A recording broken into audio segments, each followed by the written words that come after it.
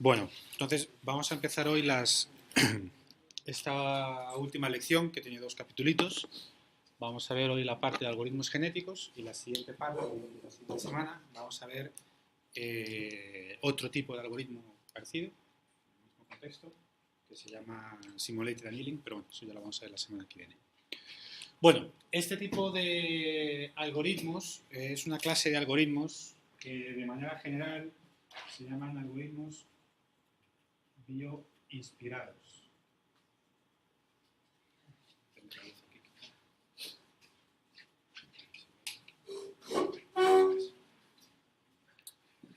Yo supongo que en la asignatura que hay alguna asignatura de algorítmica que os habrán dado un problema, os habrán enseñado a buscar primero en profundidad, luego en anchura. ¿Sí? Entonces, lo que se hace en el fondo es que uno tiene un espacio de soluciones y con una cierta política o estrategia, en ese caso primero en anchura o luego en profundidad, lo que hacen es navegar todo el espacio de soluciones hasta que se encuentra la solución óptima al problema, ¿no? Y dependiendo del tipo de problema, pues a veces era más conveniente empezar en anchura y a veces era más conveniente empezar en profundidad, ¿verdad? Bien, lo que sucede es que ese tipo de estrategias para una gran cantidad de problemas no es apropiada porque el espacio de búsqueda es demasiado grande. Entonces no es factible ni con las máquinas ni de antes, ni de ahora, ni de mucho tiempo seguramente, para una gran cantidad de problemas, no es factible explorar todo el espacio de búsqueda para encontrar una solución. Entonces necesitamos acudir a otro tipo de estrategias, otro tipo de algoritmos que nos permitan llegar a soluciones que nos son útiles, por lo menos. Y ese es este tipo de algoritmos que son, bueno, son algoritmos en buena parte estocásticos. Estocásticos quiere decir que tienen un elemento aleatorio, por ejemplo. Bueno, que en el fondo lo que vamos a hacer, vamos a ir generando soluciones aleatorias y comprobándolas.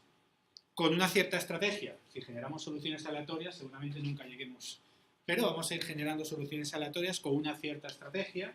Entonces, los algoritmos genéticos es una manera de generar soluciones con un elemento de aleatoriedad que nos permita un poco escapar de ese determinismo de una búsqueda en profundidad, una búsqueda en anchura, que es su propia limitación.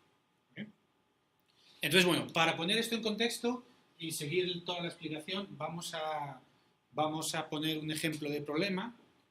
Bueno, importante decir que esta clase de algoritmos bioinspirados o inspirados en la naturaleza, bueno, se hacen inicialmente pues por una intuición en la cual vamos a hacer algorítmicamente algo que vemos que en la naturaleza sucede y que tiene un cierto grado de éxito, que en este caso es la evolución de las especies.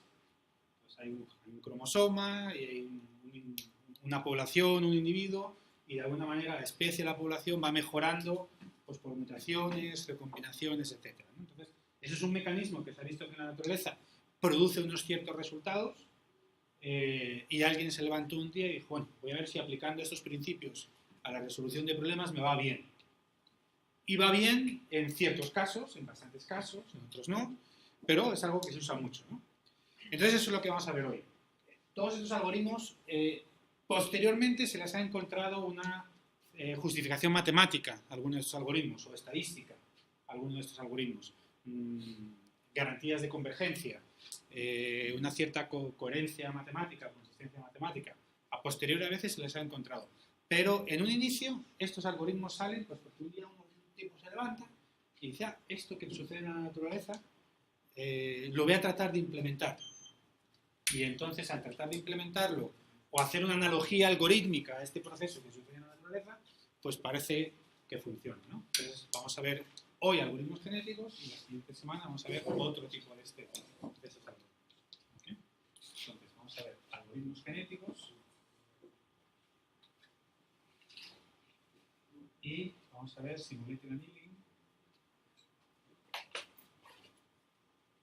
que esto lo que hace un poco es simular cómo, o es análogo a los procesos de enfriamiento de estructuras cristalinas y que todo acaba en su lugar y aparecen los cristales así tan bonitos. Bueno, pues esta es un poco la inspiración que hay detrás, que la vamos a ver la semana que viene. Y luego otros algoritmos que, si os ponéis a buscar, encontráis. Hay muchísimos algoritmos de ese estilo, ¿no? Hay algoritmos de colonias de hormigas que simulan cómo funcionan las hormigas, cómo se intercambian feromonas, cómo cooperan, etc. ¿Okay? Enjambre de partículas, en fin. Todos esos algoritmos tratan de hacer una analogía algorítmica de algún proceso que sucede en la naturaleza. ¿Ok? Bien, entonces vamos a ver un problema clásico, que es el que nos va a servir para introducir los algoritmos genéticos, también para apreciar el contexto en el cual aparece la necesidad de usar este tipo de algoritmos, básicamente por la complejidad del espacio de búsqueda, y lo vamos a usar ahora y lo vamos a usar en la siguiente clase. Entonces, bueno, es el problema clásico del viajante. ¿Okay? Es un viajante que hay un conjunto de ciudades que tienen sus posiciones. Y el problema se trata de encontrar cuál es el camino, o cuál es la trayectoria, o el recorrido, el orden de ciudades, sobre el cual el viajante, el vendedor tiene que recorrer, de forma que visite todas las ciudades y recorra el menor camino posible. ¿Okay? Entonces, así a ojo, pues no sé, quizá y empezar y acabar en el mismo sitio, ¿no? Así a ojo, esa puede ser una buena solución, ¿vale? Una solución mala, pues seguramente sea esta. ¿Okay? Ese es el problema. Cómo encontrar el camino más corto a través del cual el tipo visita todas las ciudades. Primer paso cuando uno aborda un problema de este estilo. ¿Cómo represento una solución? Digamos que tengo las ciudades numeradas.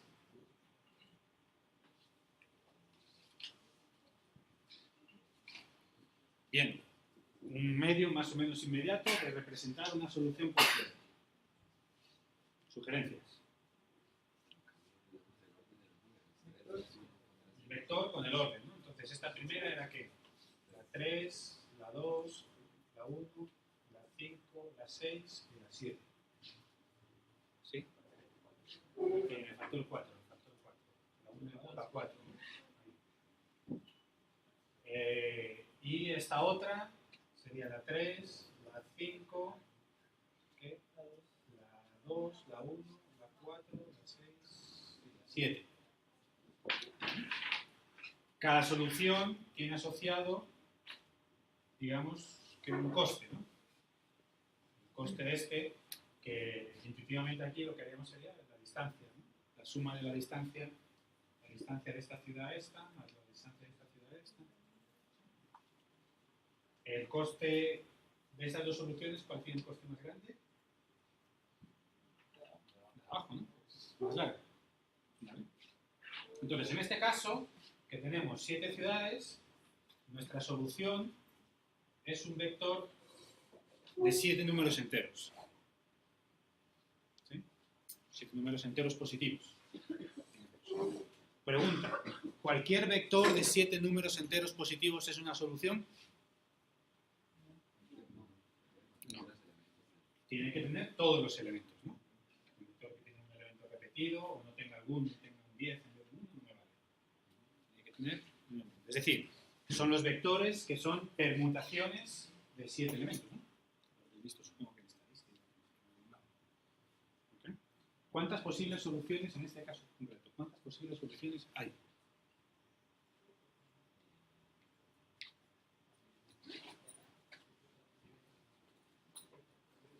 ¿Cómo se calculaba el número de permutaciones de tantos elementos? Es decir, para el primer elemento yo puedo elegir entre 7. Para el segundo yo puedo elegir, voy a elegir una entre 6. 7 factorial. 7 factorial, ¿cuánto es? 5040, 7 factorial. ¿Okay? Bueno, 5040 es un número factible. Bueno, para las máquinas de hoy en día sí. Tengo 7 ciudades. Yo puedo listar todas las posibles permutaciones. A cada uno le calculo su coste y elijo la mejor. ¿Vale? Pero 8 factorial, 9 factorial, 10 factorial. ¿No? El factorial es el factorial, ¿no? ¿Okay? Entonces, cuando tengo un poquito, seguramente más de 10, 12, ya es algo que no es factible ni por anchura, ni por profundidad. O sea, no se puede hacer una búsqueda exhaustiva. ¿Okay?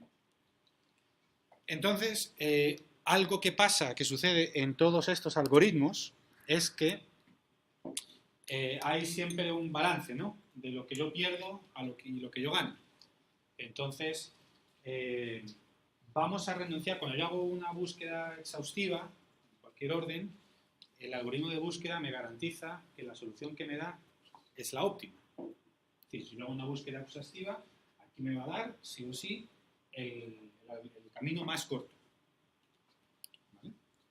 Bueno, en este tipo de algoritmos estocásticos, en fin, toda esta clase de algoritmos, hay un trade-off, hay un balance, ¿no? Lo que va a suceder es que, como sabemos que no vamos a poder explorar todo el espacio de búsqueda, lo que vamos a renunciar es no voy necesariamente a obtener la mejor solución. Bueno, o dicho de otra manera, yo voy a obtener una solución, el algoritmo genéticos, me va a dar una solución que yo no voy a saber si es la mejor o no. A lo mejor es la mejor, pero yo no lo voy a poder saber. ¿Bien? A cambio de eso, estos algoritmos me dan soluciones que son útiles. Me dan soluciones que me permiten seguir adelante en mi problema. Que a lo mejor son o no son la óptima, pero me van a permitir aplicar esa solución de manera práctica en lo siguiente que yo hago, ¿no? Hacer el recorrido correcto. A lo mejor yo tengo un recorrido que no es el óptimo, pero es un recorrido, a lo mejor la diferencia entre el que yo tengo y el que sería óptimo, el coste no es tan grande como para ser asumido, ¿no? O el coste que me dan pues es lo suficiente como para que lo que yo vendo en productos pues me sirve para costearlo, ¿no? Entonces, ese es el equilibrio, ese es el balance que uno renuncia a tener la garantía de que la solución que tiene es la mejor, sea o no sea la mejor, a cambio de tener soluciones útiles. Esa es la diferencia. Entonces, bueno, vamos a hacer, aquí en el notebook que tenéis con las notas, tenéis este problema implementado. Bueno, es muy sencillo de implementar. Si estamos en ¿qué? En un mundo de 100%, por ejemplo, ¿okay? Cada ciudad viene denotada en 2 dimensiones por su posición. ¿Okay? ¿Cómo saco 20 ciudades de manera aleatoria? Random, una matriz de tantas ciudades por 2 columnas. ¿Vale? Que bueno, aquí yo lo he fijado, ¿vale? Para que me sea siempre el mismo problema cuando hago la clase y que luego vosotros podáis hacerlo igual, pero si comentáis esta línea, cada vez que ejecutéis esto os va a dar un conjunto de ciudades distintas. ¿Vale? Bien, entonces bueno, estas son mis ciudades. ¿Ve? ¿Dónde se me ha ido esto? Acá. Estas son mis ciudades. ¿Listo? Que si yo comento esta línea, cada vez que lo ejecutáis, pues tenéis un conjunto de ciudades distinto, ¿no? Bien. Si yo quiero, puedo pintar estas ciudades. Estas son las 20 ciudades. ¿Okay? Entonces, ¿cuál es el camino más corto que me las recorre todas? Bueno, uno a ojo, pues puede... Pues es la intuición que uno tiene, ¿no? A ojo. ¿Okay? En otros problemas, seguramente no es tan fácil plasmar una intuición que uno tenga de la solución, ¿no? Hay una cuestión visual que le ayuda a uno, ¿no? Pero bueno. Bien, entonces, fijaos que una solución, en este caso una solución es un vector que tiene, ¿cuántos elementos? 20 elementos. Estamos hablando de 20 ciudades, ¿no? En este caso. ¿Okay? En el caso del ejemplo 7, este es 20. ¿Okay? Es un vector de 20 elementos. Entonces, fijaos, bueno, dos funcioncitas, una que lo que hace es, dada unas ciudades, es decir, una matriz de 20 por 2 o de n por 2, y una solución, que es un vector, una permutación de 20 elementos o de n elementos, me la pinta, quiere decir que me pinta todas las ciudades y me pinta el recorrido. ¿Vale? Y otra función que dada un conjunto de ciudades, una solución, me da el coste. ¿Okay? Que si veis lo que estoy haciendo básicamente es, como tengo la matriz de ciudades, ese es un codiguito en Python que lo que hace es calcularme la distancia de cada una con la siguiente. Y tengo un vector solución. Ordeno estas ciudades según esta permutación, porque esta me dice primero la 3, luego la 5. Ordeno estas ciudades por esta permutación y una vez ordenadas las ciudades, hago la diferencia de esta con esta más esta con la distancia. ¿Okay? Entonces, dos funcioncitas muy sencillas para pintar una solución y que me da el coste de una solución. ¿Okay? Y aquí lo que hago, fijaos que obtengo una solución, este random permutation, obtengo una solución aleatoria. Si yo ejecuto random permutation en Python, en prandom permutation de 10, permutation, ¿okay? Cada vez que lo ejecuto me da una permutación distinta. ¿Okay? Entonces, cada uno de estos es una solución válida. Otras funciones de random, por ejemplo el randint, no me da necesariamente una función, una solución válida, ¿no? Muy poco probable. Bien, entonces aquí lo que hago simplemente es generar una serie de soluciones y la pinto, y al pintar una solución, esto es como aparece la solución, con el coste asociado de cada una de las soluciones. ¿Okay? Estas son las soluciones aleatorias que se generan. Unas tienen menos coste, otras tienen más coste. ¿Ok? ¿Listo? Entonces, este es el problema. Tenemos ya dos cosas muy importantes en cualquiera de estos problemas. Es una representación de la solución y una función... bueno, tres cosas en realidad. ¿qué he dicho? Una representación de la solución. Tenemos la función que dada una solución me devuelve el coste que tiene, y tenemos una función, que en este caso es el random permutation, que me genera soluciones válidas de manera aleatoria. Entonces, este es un problema bueno para introducir este tipo de cosas, porque estas tres cosas son muy sencillas, son muy inmediatas. Vamos a ver luego los ejercicios, otro problema, y hay muchos otros problemas en el cual cada uno de estos tres pasos puede que no sea trivial. Encontrar una representación no es necesariamente trivial, en este caso era muy sencillo, era bastante inmediato. Hacer una función de coste no es necesariamente tan fácil. Y, sobre todo, generar soluciones válidas, lo vamos a ver luego, no es trivial. ¿Okay? Bien, entonces, este es el problema. ¿Cómo funcionan los algoritmos genéticos? Pues funcionan imitando, tratando de hacer una analogía con el desarrollo de la evolución de las especies. Yo tengo una población, es una generación de individuos, bichitos, animalitos, lo que sea. Y vamos a ver en el orden, vamos a hacerlo en el orden que está aquí. En el fondo da un poco igual, pero vamos a hacerlo en el orden que está aquí. Ok. Bien, yo tengo una población que cada población tiene su cromosoma, conjunto de genes, ¿no? A, C, G, T, en fin. Esta población, en un primer paso, bueno, no me acuerdo en qué orden se hacían ahí los pasos, pero da igual. En un primer paso hay un cruce entre individuos de esa población. Es decir, de cada dos individuos surge un individuo nuevo con un cromosoma mezclado. ¿Okay? Y así, de dos en dos individuos, surge más individuos, hijitos, con un cromosoma mezclado. Cogen parte de un cromosoma de uno y parte de un cromosoma de otro. ¿Okay?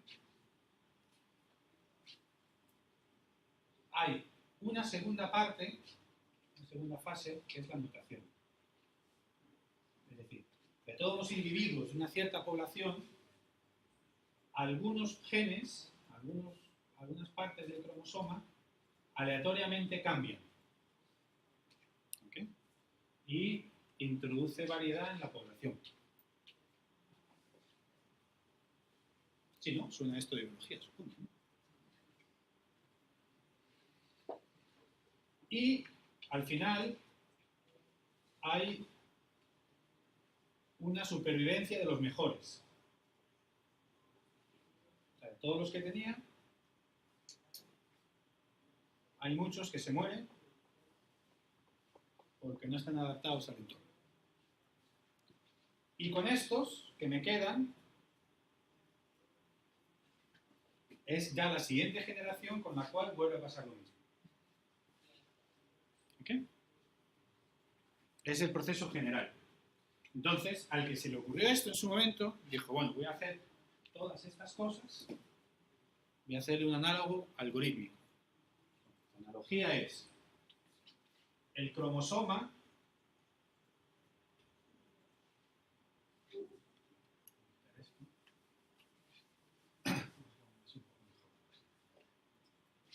en la parte bio y en la parte algorítmica, ¿no?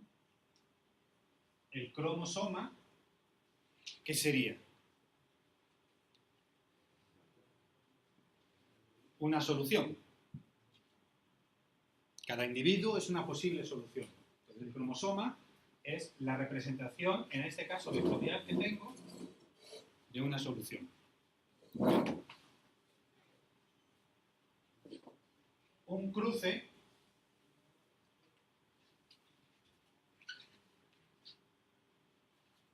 de alguna manera yo parto de dos soluciones y tengo que coger elementos de esta y elementos de esta para generar una nueva. ¿Sí? Y una mutación, dado una solución concreta, yo tengo que generar otra solución con algún gen, es decir, con algún elemento de la solución cambiado. ¿Okay? Entonces, ¿qué parámetros gobiernan? Este es el ciclo. Y esto es lo que a uno se le ocurrió un día. Una cosa es que a uno se le ocurra y otra cosa es que esto funcione. Entonces a uno se le ocurre, lo programa, tal, y se le han ocurrido muchas cosas, y a todos se nos han ocurrido muchas cosas que en la ducha nos parecen estupendas, pero cuando venimos a la oficina y las implementamos no funcionan. Pero así es.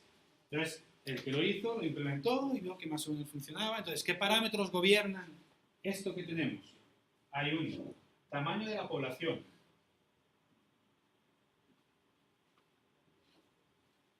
¿Cuántas soluciones tenemos? Hay una probabilidad de cruce.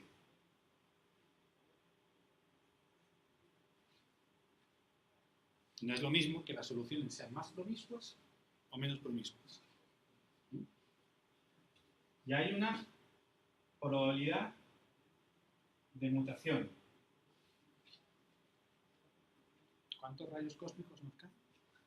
Y van cambiando los genes. ¿Okay? Entonces, esos son los 3 parámetros que gobiernan esto. Si la probabilidad de cruce es 0 y la probabilidad de mutación es 0, ¿qué sucede? Si la probabilidad de cruce es 0 y la probabilidad de mutación es 0, la población nunca evoluciona. Si no lo controlo, pues acabará muriendo a lo mejor. No tienen tiempo de vida, yo mato las soluciones cuando quiero, ¿no? ¿Okay? Pero no hay... ¿Qué pasa? Que es lo que vamos a ver si la probabilidad de mutación es demasiado grande. Que cambian demasiado... ¿Sí? Claro, fijaos que... ¿Qué es lo que pasa? Aquí, en un momento dado, al cabo de n pasos de evolución, n generaciones, de alguna manera tenemos los individuos que han sido más fuertes, que han sobrevivido más. ¿Vale? El cruce lo que genera es que al recombinarse individuos que se supone que han llegado tan lejos, se van a combinar, en muchos casos, se van a combinar características malas de individuos para formar uno bueno, uno malo, pero es que en otras ocasiones se van a combinar características buenas de dos individuos distintos en un mismo individuo. ¿Okay? Esa recombinación favorece que las características buenas de dos individuos se junten en uno solo y ese pues sea mejor de alguna manera. ¿Vale?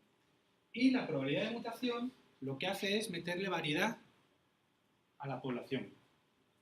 Si es demasiado baja, esta recombinación tiene un límite. Si es demasiado alta, cualquier individuo bueno lo pierdo aquí porque se me muta en algún lado y lo pierdo, ¿no? ¿Vale? Entonces, aquí, estos son los parámetros generales. Ahora, para que esto me funcione con un problema concreto, necesito... ¿Qué necesito?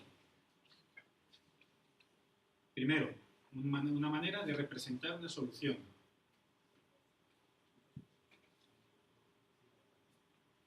¿Okay? Necesito una manera de inicializar una población. Voy a empezar con 100 individuos. En este caso es muy fácil, porque es una permutación. Necesito una función de cruce. ¿Okay? Y necesito, por último, ¿qué? Una función de mutación. Bueno, y necesito una cosa más. Se me olvidó. Necesito una función de costo.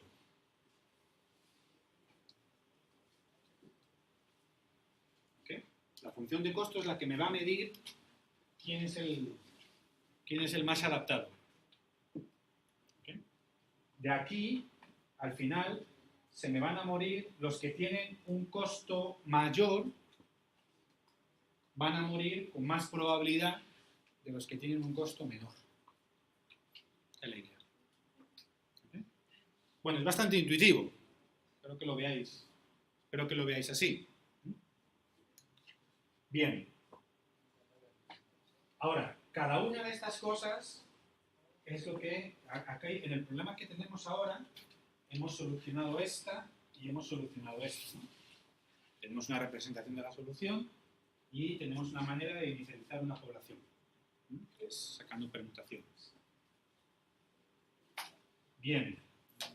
¿Ok? ¿Está claro este esquema? Bien.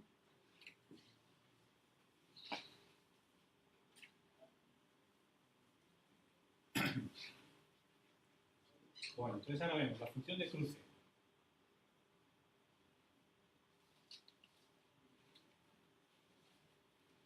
Yo tengo dos soluciones, ahora ya estamos hablando de este problema en concreto. Yo tengo dos soluciones de este problema. Vectores de 20 elementos, si queréis. Es el que tengo ahí de 20 ciudades. Yo puedo decir, bueno, voy a hacer una función de cruce en la cual voy a sacar un número aleatorio entre 0 y n. Entre 0 y n saco un número aleatorio. Y entonces para el nuevo elemento cojo todos hasta ahí del primer y desde aquí cojo de la mamá. ¿Eso está bien o no está bien? ¿Cómo? O sea, está bien en el sentido. La pregunta, que está formulada de manera así un poco vaga, está bien en el sentido, ¿esto me produce una solución válida? De manera general, no. Entonces, yo no puedo usar esta función de cruce así definida tan ingenuamente.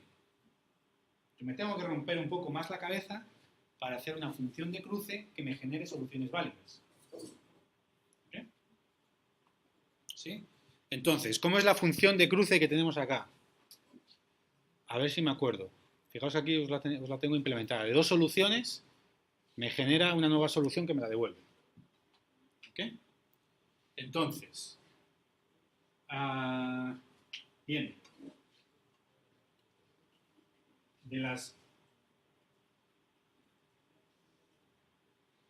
las dos soluciones, digamos que se calculan de manera aleatoria dos posiciones. Una posición de comienzo y una posición de final. ¿Okay?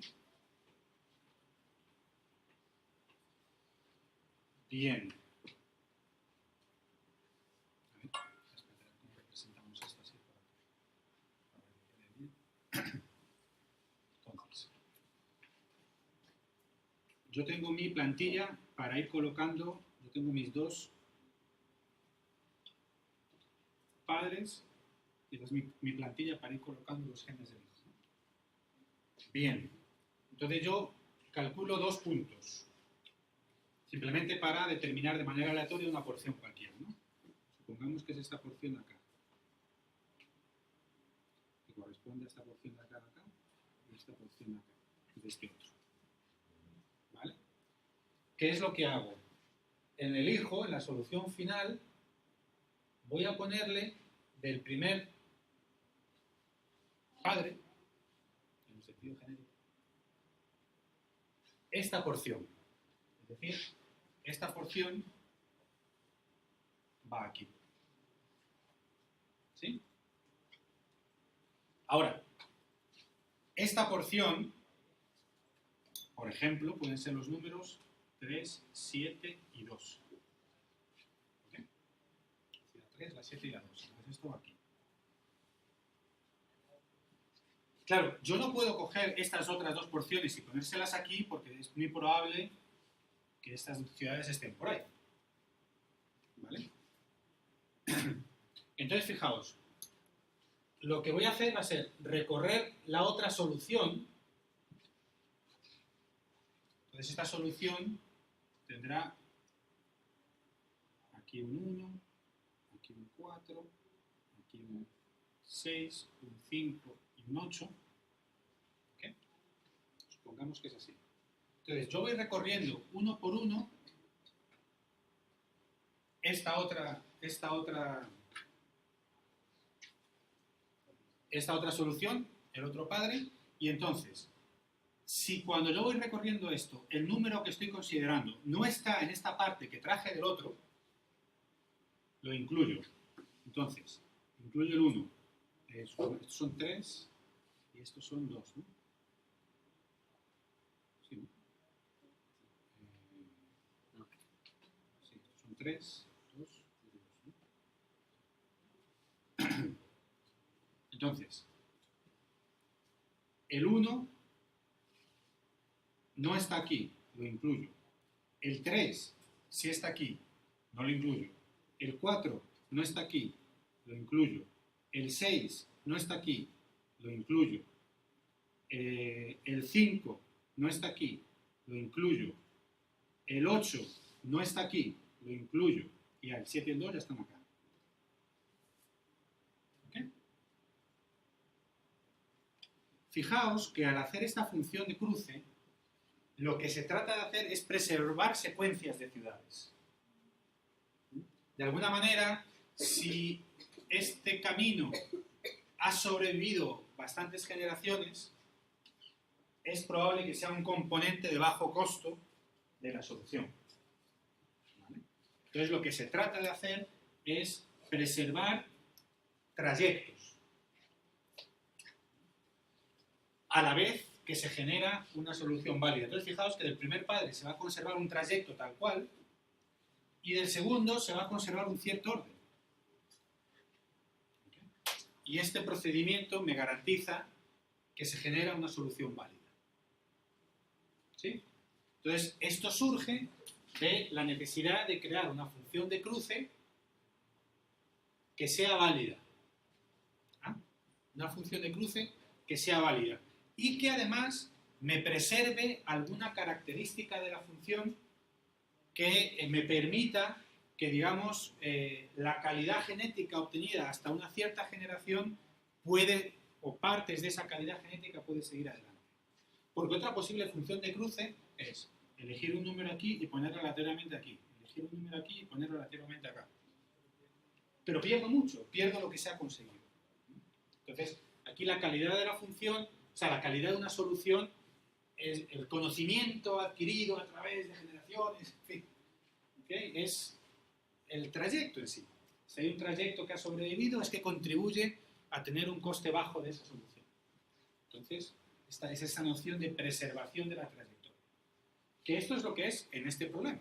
En otros problemas habrá otras cualidades en la solución, según la hayamos representado, que son las que querremos que perduren, ¿no? En este caso es esta. ¿Sí? Buena parte del diseño de algoritmos genéticos es esto. ¿Cómo yo defino estas cosas? ¿Vale? Bueno, entonces, bueno, esto lo tenemos resuelto también, ¿no? Que era la función de coste. ¿Okay? Y ya tenemos resuelto esto. Ok. Listo. Y ahora vamos a hacer la función de mutación. Una función de mutación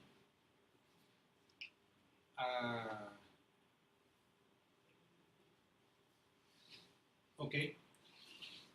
Una función de mutación, la más trivial, ingenua, es elegir un número cualquiera, una posición cualquiera y sumarle 1 a esto.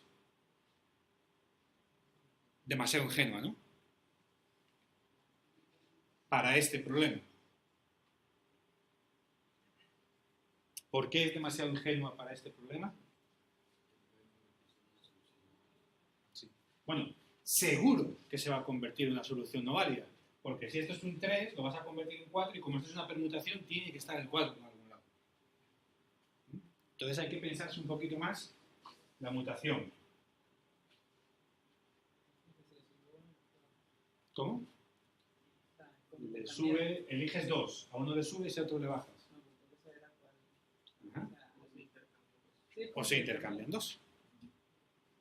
Se elige 1 y se intercambia con el siguiente, o se eligen 2 aleatorios y se intercambian. Una mutación. ¿Vale? ¿Qué es lo que hacemos aquí? Aquí intercambiamos... fijaos que aquí me dan directamente una probabilidad de mutación y esta probabilidad de mutación se interpreta como la probabilidad de mutación de cada elemento. ¿Sí? Entonces, se saca un número aleatorio y si cae dentro de la probabilidad de mutación, fijaos que se recorre todo el cromosoma y para cada uno se mira si está dentro de la probabilidad, si cuadra dentro de la probabilidad de mutación y entonces se cambia con el siguiente, ¿no? El siguiente, si estamos al final, es el primero. ¿Okay? Y se cambia. ¿Vale? Bien, pues una vez arreglado esto, tenemos nuestro algoritmo genético montado.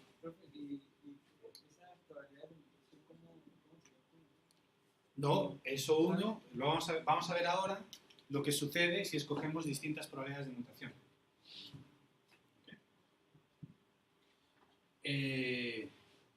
Bien, esto quiere decir que yo voy a generar una población, voy a generar otra población, voy a generar otra población, voy a generar otra población, ¿ok? ¿Hasta cuándo?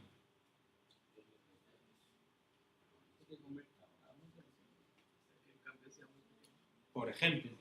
Claro, o sea, yo no sé cuál es el mejor, ni cuál es el más fuerte. En realidad, o sea, yo no tengo una noción absoluta de cuál es el más fuerte, ¿no? Yo sí tengo una noción de cuál es el mejor de toda esta población. ¿Sí? Que pueden ser distintos. Y también tengo una noción de cuál es el promedio.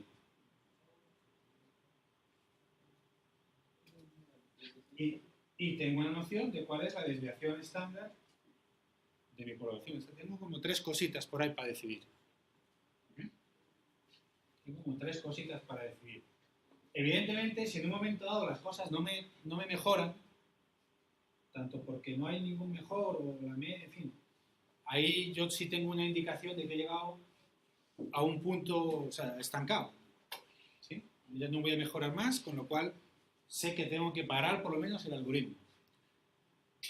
Y esta solución, si yo paro el algoritmo aquí, operativamente deberé de coger la mejor solución, bueno, en realidad la mejor solución histórica.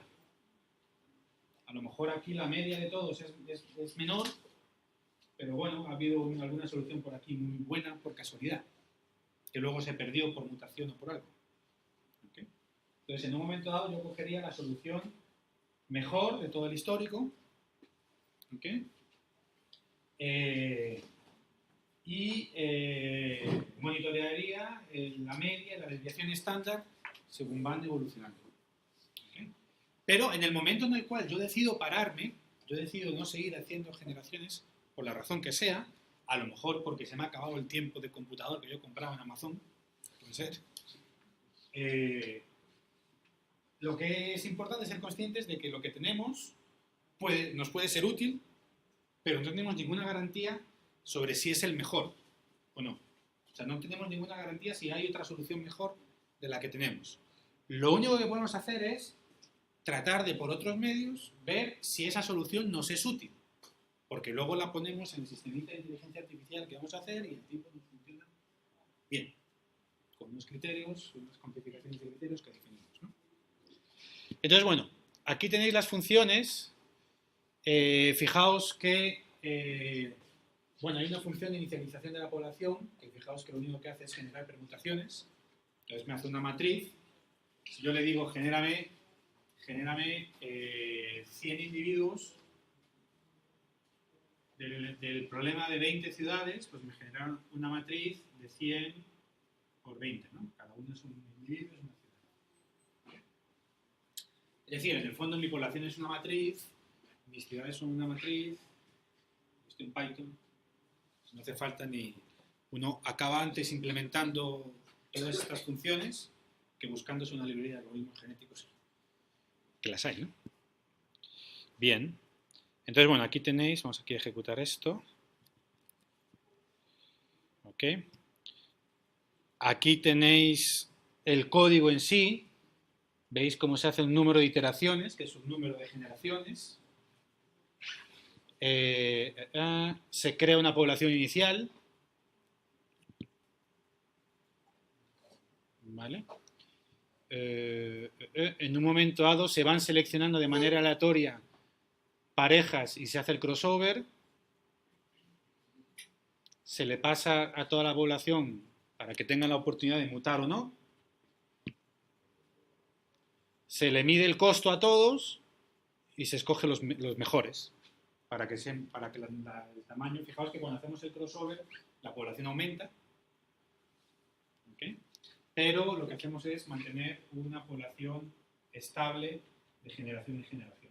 Sea, ¿no? 200 individuos, por ejemplo. ¿Okay? Entonces aquí fijaos cómo nos quedamos con los 100 mejores, el tamaño de la población que queramos, ¿no? Y bueno, vamos guardando las cosas para luego pintarlas. Entonces, escribimos. Entonces, fijaos, ¿cómo llamamos aquí una población de 1000, una función que inicialice la población, ¿ok? Que solamente aquí le tengo que dar solamente el tamaño de la población, uso las funciones lambda. Nosotros vimos lo de las funciones lambda. ¿No vimos lo de las funciones lambda? Ok, bueno, lo vamos a ver ahora. Entonces, le doy una inicialización de la población, la función que me inicializa la población. Recordad que las funciones en Python son objetos, variables, que yo las puedo pasar como argumentos, como cualquier otra cosa. La función que me hace la mutación, la función que me hace el crossover, la función que me hace el costo, y unas probabilidades de mutación, de crossover, unas probabilidades de mutación y un número de iteraciones. Es el número de generaciones que quiero. Y lo ejecuto. Tarda su ratitico, veis que aquí la CPU se dispara. Okay. Aquí he generado una población de 1000 soluciones y en cada una de las soluciones la va evaluando, aleatoriamente seleccionando para hacer cruces, mutaciones, evaluando el costo, en fin. Un poquito más de lo que yo quería. Entonces, ¿qué es lo que vemos? Bueno, primero, de cada generación, fijaos que tenemos 200 generaciones, es lo que le hemos dicho arriba, ¿okay? De cada generación te pinto la media de toda la población. ¿Okay? En el amarillito, que casi no se ve, es una desviación estándar. ¿Okay? Y en el verde te pinto el mejor de cada generación. ¿Okay? Y fijaos que al final, ¿qué es lo que me está diciendo esto? Al cabo de las 50 y algo. Que todos son iguales. Todos son iguales. Ese es el coste, ¿no? Fijaos que este coste inicial de 1000, de media, de la población inicial, que es seleccionada de manera aleatoria, coincide más o menos con lo que a ojo vemos aquí. Estas son soluciones válidas aleatorias, ¿no? De media, como que 1000, más o menos. ¿Sí? Esto que vemos aquí de soluciones aleatorias es este punto que vemos aquí abajo, ¿no? ¿Vale? La población inicial es parecida a la que... Bueno, y esta solución es óptima.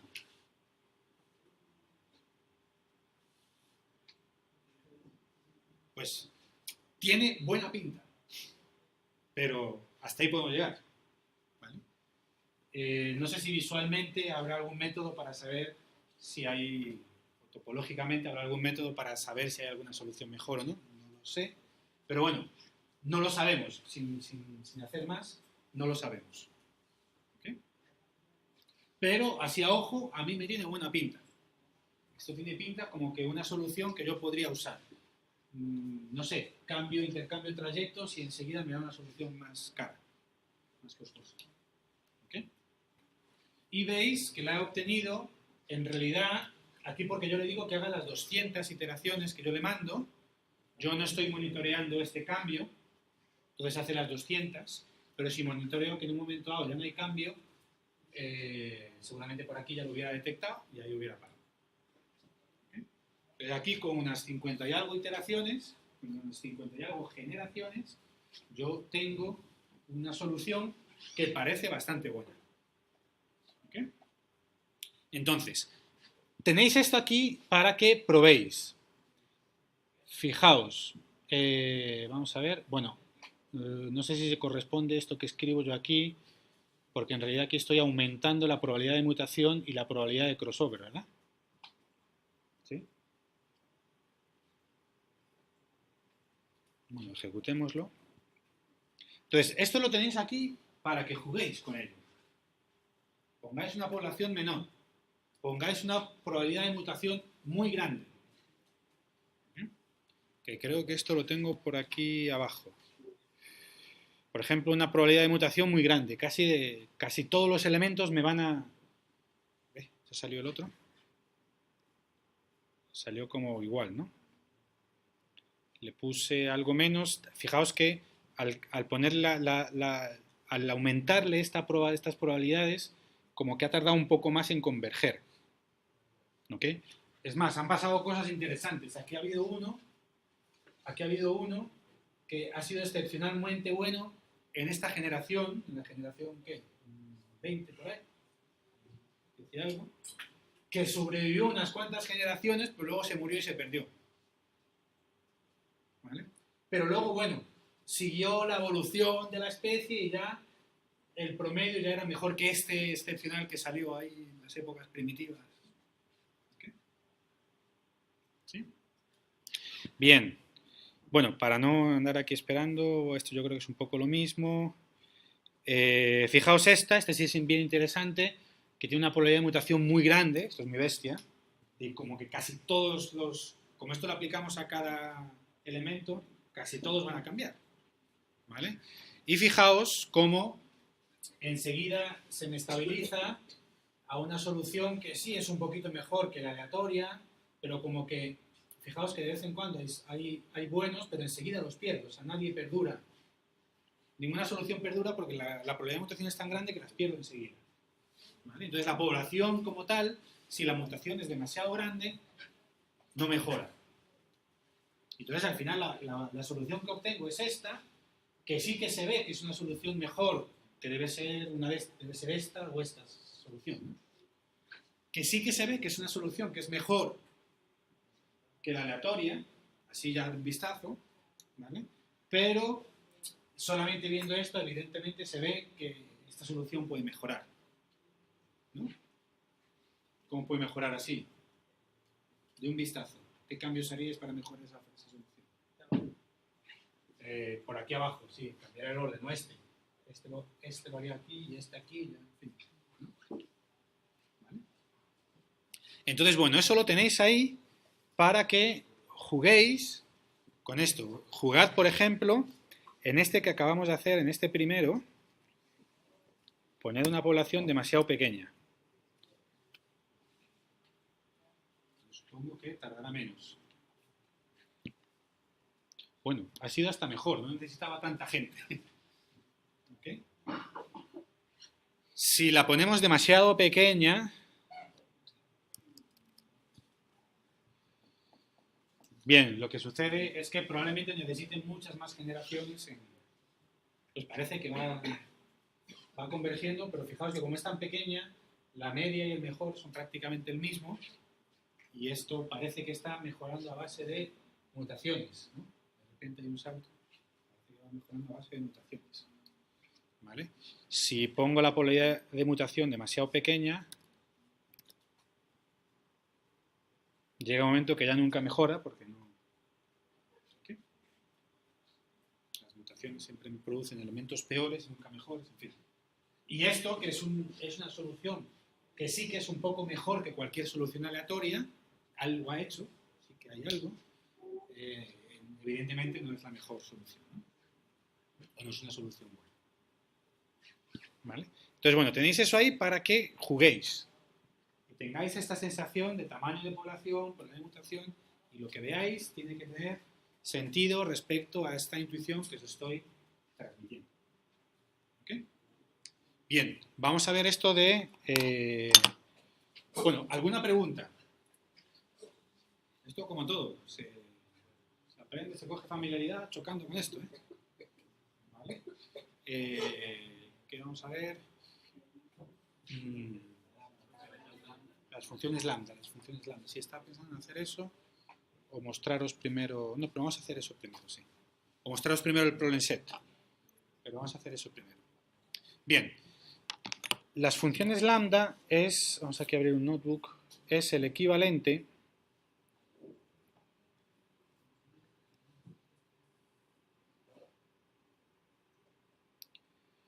Vamos a ver. Es el equivalente a una constante. Yo tengo una variable, yo le doy un nombre, y esa variable puede tener cualquier valor, y entonces yo puedo definir una función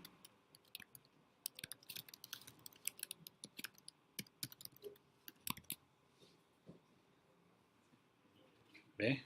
Prim2. Ok. ¿Sí? A es una variable, y en este caso 2 es una constante. Yo podría usar otra variable que tenga por ahí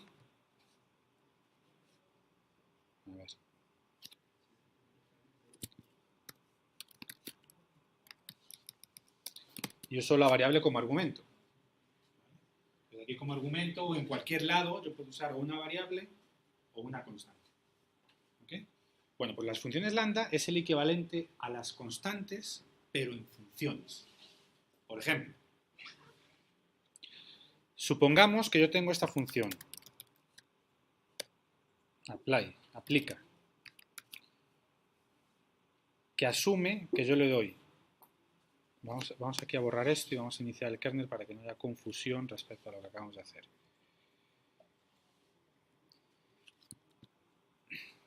Un argumento que yo internamente voy a interpretar como función y un argumento que voy a interpretar como argumento.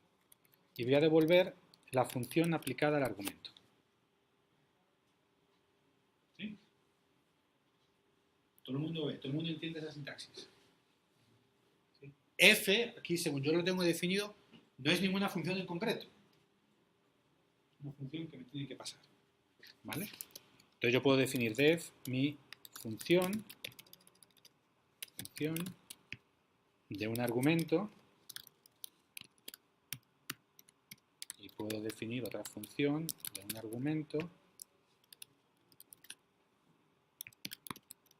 y entonces yo puedo aplica, bueno, 2p si en español, ahí está todo mezclado, okay, mi función al 2.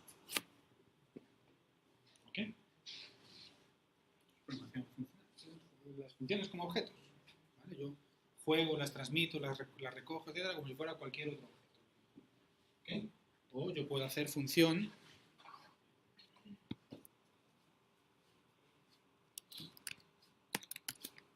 la función 2.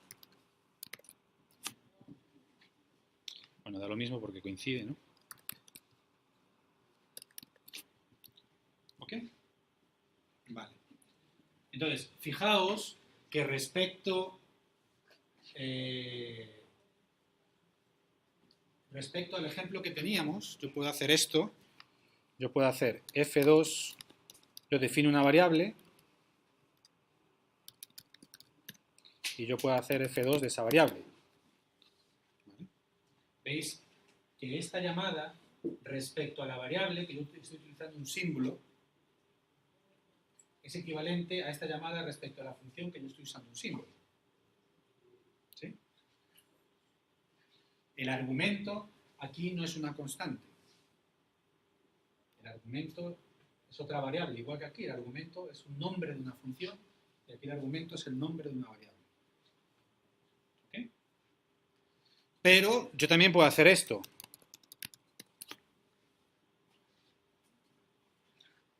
El argumento es una variable, o sea, una constante. Entonces la pregunta es, fijaos que yo para hacer esto, yo si lo que quiero hacer es esto, yo no tengo que generar un nombre intermedio, j igual a. Si yo solo quiero hacer esto, lo hago y ya. No necesito generar un j para que me mantenga. ¿Vale? Entonces a mí me gustaría hacer esto, que estoy haciendo con las constantes, que las defino aquí directamente cuando yo escribo el argumento, pero con las funciones. Me gustaría definir una función ahí de una vez.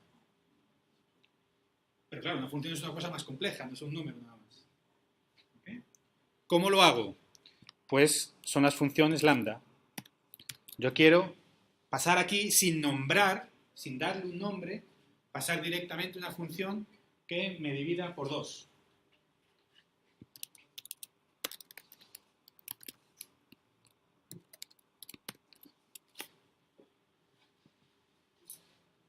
¿Ok? ¿Sí? Entonces, esto es equivalente a haber definido una función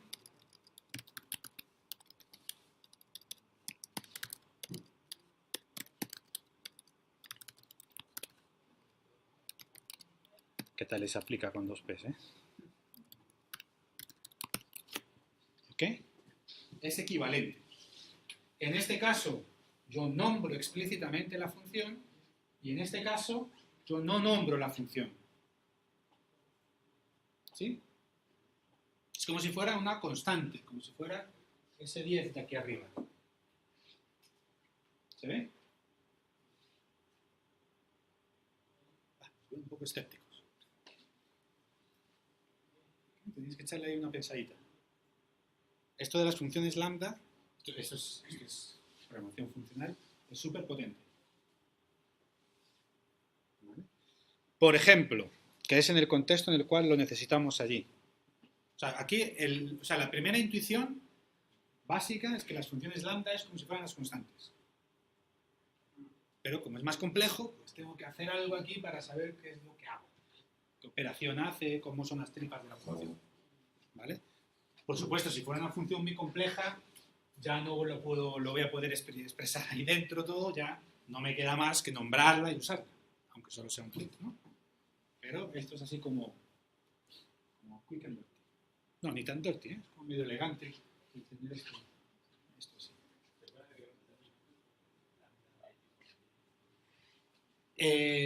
Claro.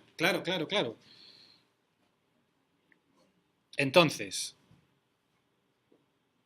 supongamos que queremos la suma de los dos argumentos dividido por 2. ¿Okay? Pero ojo, o sea, esta función lambda está bien definida. Hagámoslo nombrándolo. Entonces, esta función def suma y división, hacer un alarde de imaginación aquí.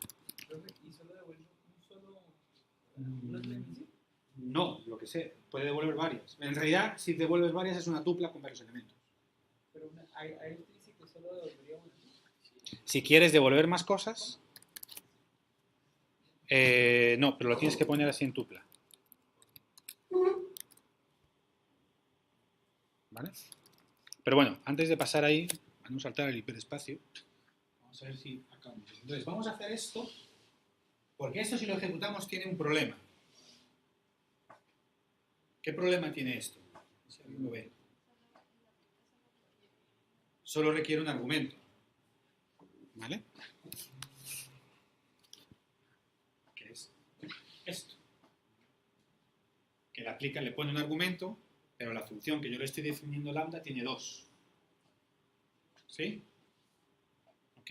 Que si lo hacemos así, return, aquí pues se ve más evidente, ¿no? Sería el equivalente a hacer aplica. Hostia, me está doliendo esto de tenerlo ahí con 2 P's.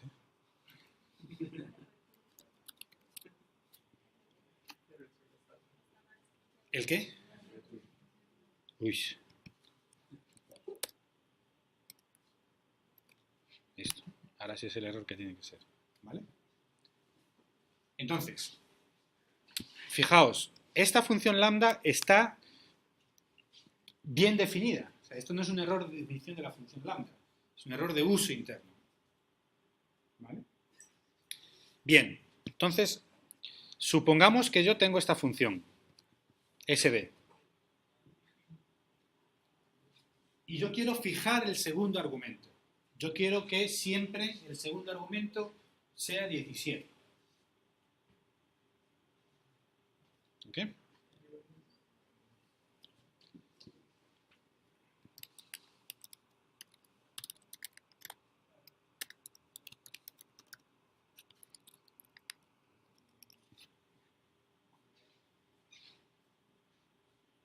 ¿Qué produce eso? ¿Esto me va a salir bien o no? Muy bien, muy convencidos. Eso es que o lo habéis entendido o me habéis capturado la psicología que tengo. ¿Por qué sale bien? Le estoy dando los dos. Este lo fijo.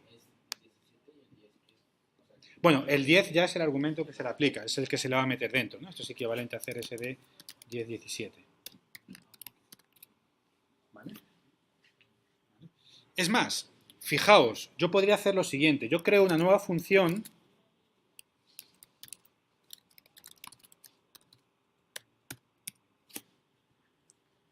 yo ahora nombro esta función. Es un objeto, como cualquier otro.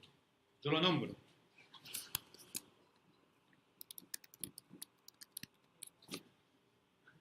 ¿Sí? ¿Se ve?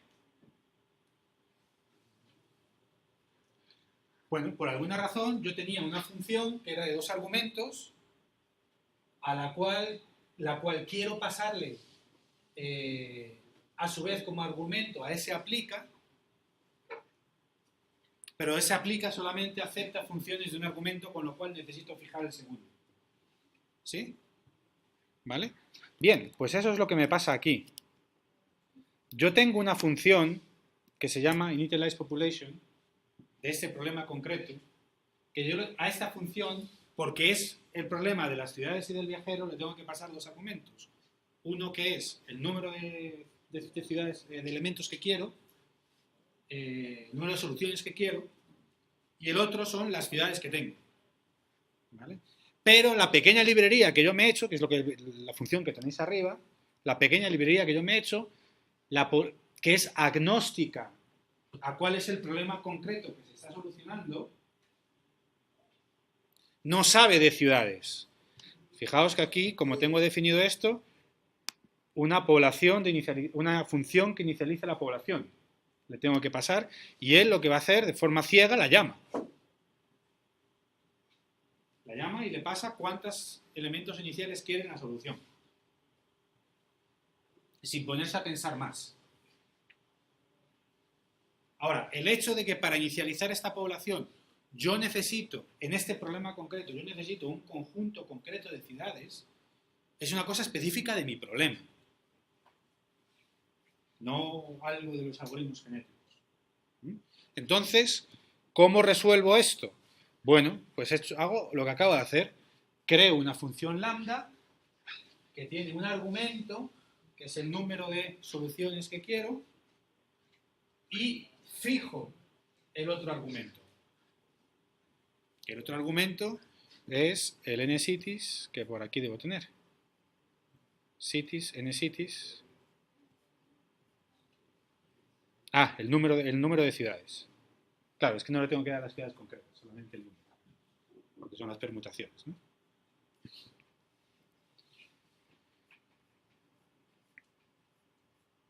¿Ok?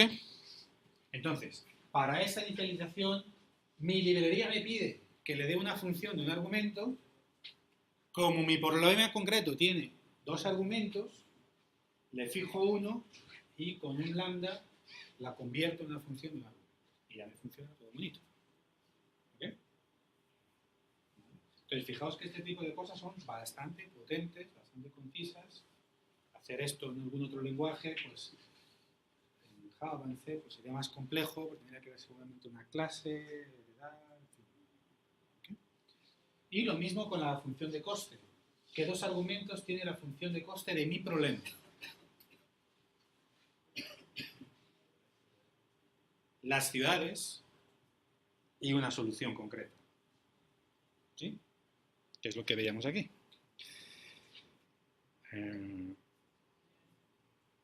Acá. La lista de ciudades y una solución concreta. ¿Sí? Pero la pequeña librería que nos hemos hecho, lo que me pide es una función de coste que yo le doy una solución. ¿Ok? Entonces uso una función lambda precisamente para lo mismo, para convertir algo que tiene dos argumentos, fijar un argumento y pasárselo. Fijaos que las otras dos funciones, la de mutación y la de cruce, no le tengo que hacer esto porque ya el número de argumentos corresponde. ¿Vale? La librería de algoritmos genéticos me pide una función de mutación que reciba un argumento que es una solución y me devuelva otra solución, que es lo que tengo. Es decir, para hacer la mutación yo no necesito ni saber cuántas ciudades hay, ni cuáles son. ¿Okay? Y la de cruce es lo mismo. ¿Listo? Más o menos todas las funciones lambda así, sin anestesia y tal, no es fácil. Requiere un poquito de práctica, pero cuando uno le coge así el tiro, es una cosa súper útil.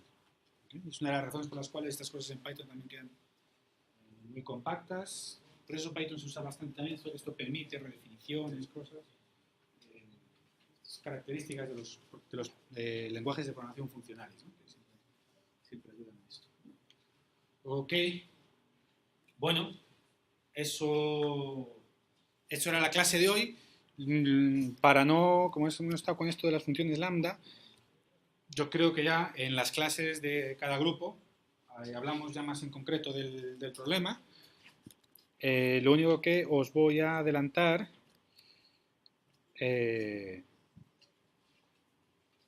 vamos a ver, yo tenía un dibujito aquí.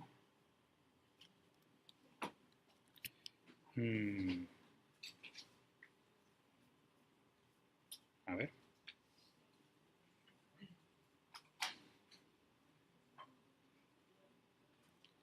Yo creo que tenía un dibujito ahí con eso. Problem set 4. Es el mismo, ¿no?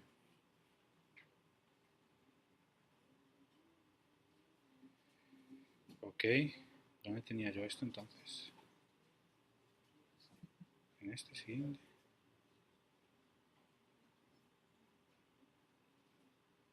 Ve.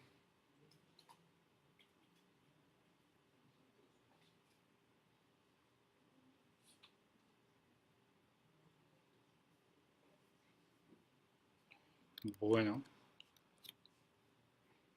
No, el problema está aquí bien definido y todo.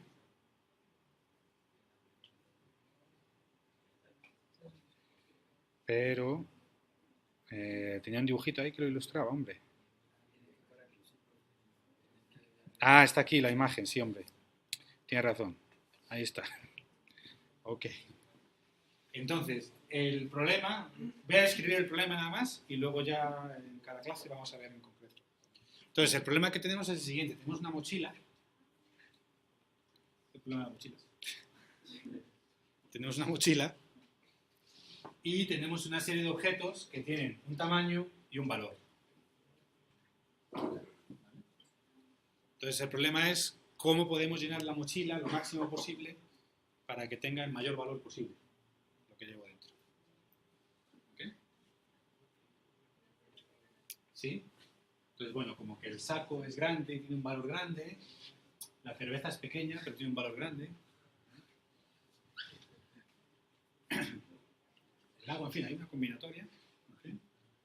Entonces, ya yo creo que en la siguiente clase vamos a ir, así podéis ir un poquito pensando cómo se representa la solución o cómo lo explico aquí que se representa la solución. Vamos a tener que hacer todos estos pasitos, de los cuales en el problem set tenéis hechos creo que 2 o 3, hay un par de ellos que tenéis que hacer vosotros. ¿Okay? Pero imagina, este es un problema de combinatoria similar al del viajante, ¿no? El espacio de soluciones, todas las posibles combinaciones de objetos que puedo poner en la mochila.